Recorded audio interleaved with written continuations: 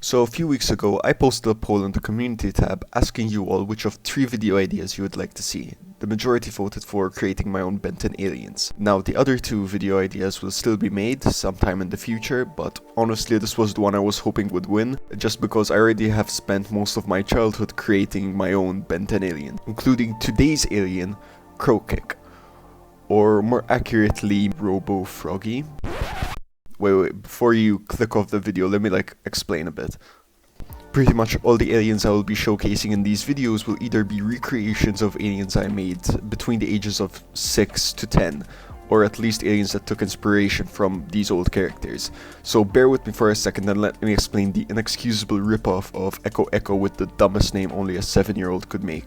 So Robo Froggy, as the name would suggest, is a robotic frog that is almost identical to Echo Echo, not just in looks, but also in powers. He has the ability to clone and also has an empowered scream, except, instead of a scream, it's a croak, obviously. Then add the stereotypical frog powers like jumping and a long tongue, and you have yourself a character that has aged horribly over time. So let's get through the process for how I turned Robo Froggy into his modern variant, Crowkick. Looking back, Robo Froggy was one of my favorites as a kid, so I didn't want to change him so much to the point where he's unrecognizable. So let's look at some details we can keep and some that have to go. First off, let's fix his abilities. Cloning and sound attacks are a must-go. Since I'd like to keep his small stature and white color scheme, I can't have him copying Echo Echo's powers too. But we can keep the frog powers. I also decided to move the Omnitrix on his head, not only to make him seem less like Echo Echo, but also to cover the empty space between his wide eyes. Now obviously we can't just have him simply jumping and having a long tongue, otherwise we'd just be recreating a smaller bullfrog. So I was thinking that the main focus would be on his kicks. Having legs similar to Crash Hopper power-wise, but instead of crashing into enemies kamikaze style, like Crash Hopper does, Crowkick would be a small and agile fighter that fights enemies with powerful kicks. Unlike Crash Hopper, he would be able to control his jumps and landing more efficiently, making him able to dodge attacks and move around any battlefield with ease. But if he does get caught, Crowkick can be easily overpowered if he's not able to land a kick, and his low durability won't help him either. However, he does have one trick up his sleeve, or more accurately 2. Crowkick can also attack or catch enemies with his long frog tongue. I know I said I wasn't going to give him basic frog abilities like the tug, like Bullfrog, but this is where his second trick comes in. The tug isn't really a normal tongue that connects to his body. It's made of a thick slime that can be detached or else spat at, sort of like how Stinkfly spits his slime. Other than those, Crowkick also has the power to stick to walls, which goes well with his precise jumping, since he can now easily find an escape route when it looks like he could lose a fight. So now that I've gone over Crowkick's powers, I also wanted to spend some time to talk to you about the coolest gimmick that Ben 10 ever had, which are Ultimate Aliens. Ultimate forms are basically Ben 10's answers to Pokemon's Mega Evolutions.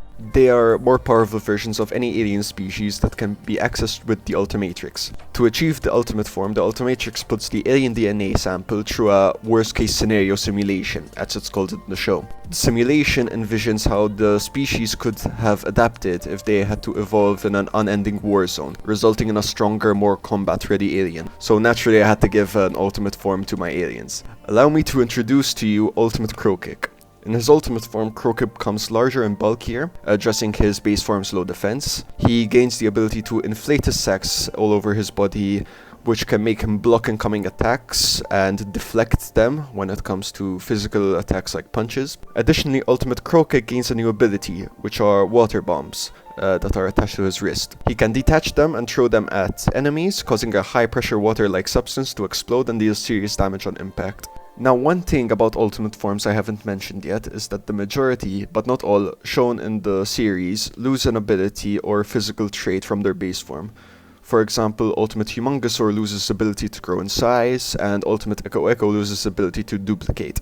Although there are a few exceptions like Waybig and Wildmutt, but I wanted to follow the route that OR Ash did from Inktank in his Remaking Ultimate series.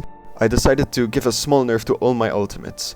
In Ultimate Crowkick's case, his agility and jumping distance take a hit due to his larger and heavier form, however his kicks are still more powerful, and he can also throw a punch now if he needs to.